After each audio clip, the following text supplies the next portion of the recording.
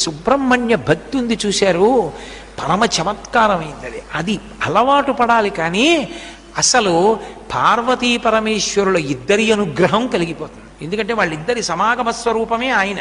సుబ్రహ్మణ్య ఆరాధనం గురించి మహాస్వామి చెప్తుండేవారు. సుబ్రహ్మణ్య ఆరాధనలో మహాస్వామి దిట్ట. కాబట్టి ఆ సుబ్రహ్మణ్యారాధన చేసేటటువంటి వాళ్ళకి లోపల దేవతలు మాత్రమే ఉంటారు, రాక్షస గణములు ఉండవు. ఎక్కడెక్కడ సుబ్రహ్మణ్యుడి పేరు చెప్తామో, ఎక్కడెక్కడ తలుచుకుంటామో అక్కడక్కడ సంతానమునకు ఏ విధమైన ప్రమాదం రాదు. సుబ్రహ్మణ్యుడికి నమస్కారం చేస్తే కుజగ్రహ దోషం కూడా ఉపశమిస్తుంది. ఎక్కడెక్కడ షణ్ముఖుణ్ణి ఆరాధన చేస్తారో అక్కడ ఐశ్వర్యం పరిడవిల్లుతుంది.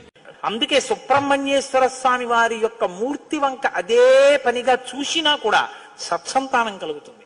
ప్రత్యేకించి ఏ కారణం చేతనైనా గర్భం నిలవక బాధపడుతున్న వాళ్ళు, గర్భిణి అయినప్పటికీ కడుపున ఎటువంటి బిడ్డలు పుడతారో తెలియని వాళ్ళు, వాళ్ళ ఆయుర్దాయం బాగుండాలనుకున్న వాళ్ళు, సంతానం క్షేమంగా వృద్ధిలోకి రావాలనుకున్న వాళ్ళు రామాయణాంతర్గతమైన షణ్ముఖోత్పత్తిని విని తీరాలి.